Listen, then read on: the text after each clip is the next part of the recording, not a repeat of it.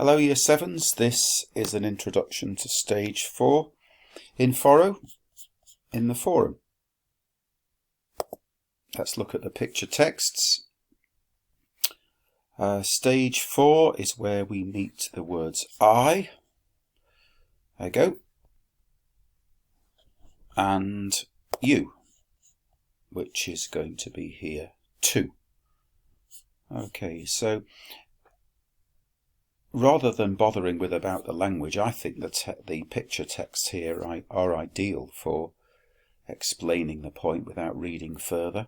Grumio obviously says, ego sum coquus, I am the cook. Ego coquo canam. That's the order you should take things in. I am cooking a meal. Notice the first sentence, because you've got is or are or am, that verb which we call the verb to be, is the same order as English. I am a cook.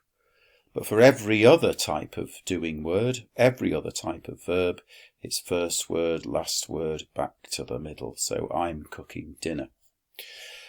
So poor old Grumio's stuck at home. Caecilius is out and about, showing off his wealth. He says, I am a banker. I have money. Next is Pantagathus. He's saying, probably a bit less proudly, I think he's a freedman, Pantagathus. He's been a slave. His master has freed him after many years' service, given him some money to set up a barber's shop. I am a barber. I am cooking. No, I'm not cooking. I'm cutting a beard. He wouldn't last long as a barber if he cooked people's beards. There's Syphax. Now he's saying, I am a slave dealer. As if to prove it, there's a slave there levitating in the background. Ego servum vendo. I am selling a slave. Not an expensive one by the look of it. Though I suppose if he can levitate, that would be attracting a premium, because not many slaves could.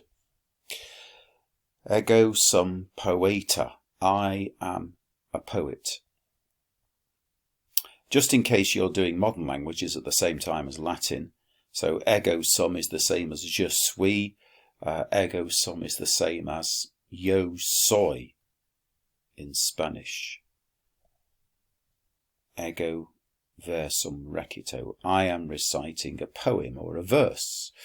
Keller, we've met him already. He says, I am an artist. I am painting a lion. Now we have Quintus involved, and we come across the word for you. So Quintus is going to go about asking daft questions of everybody. Quid tu coquis? What are you cooking? The answer, I am cooking dinner. Something to point out now. In Latin, if the word means you do something, it's got S on the end all the time. And by the way, that's the same as Spanish and French. French, tu joues. The jus ends with S. And in Spanish, bailas is you dance. Bailo is I dance. Notice in Latin, coquo is I cook, coquus is you cook. So what are you cooking? Quid means what. Ego canam coquo. I'm cooking dinner. Next daft question. Quintus says, quid tu habes? What do you have? What have you got? And Caecilius says, I have money. And I'm not giving any of it to you, seems to be the implication. Okay, so Quintus, none the wiser, seems to be now asking the barber the obvious, quid tu tondes? What are you shaving? And the barber says politely enough, ego barbam tondeo. I am shaving a beard.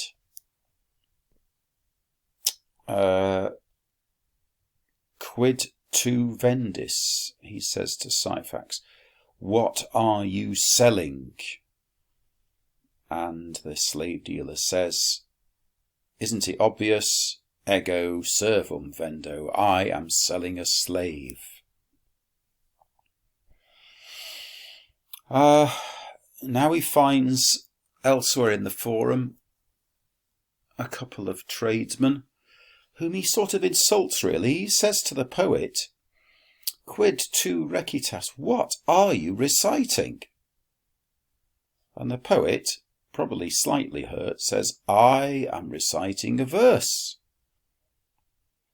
I imagine it's quite embarrassing if you have written a poem and you recite it out loud and people don't even appreciate it's a poem. They think it might be a shopping list or a weather forecast. So I think the poet will be quite hurt by Quintus's question.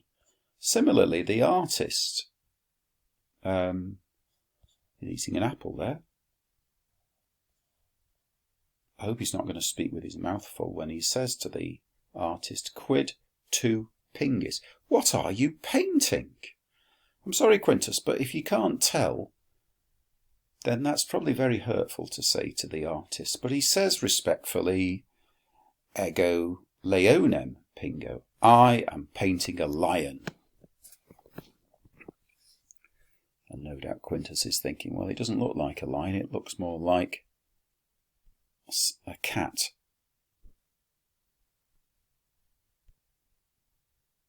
A pet cat. Right, it's Metella's turn now. And I think one of the storylines in stage 4, I think Caecilius gets carried away and buys a new slave girl, much to Metella's, well, annoyance.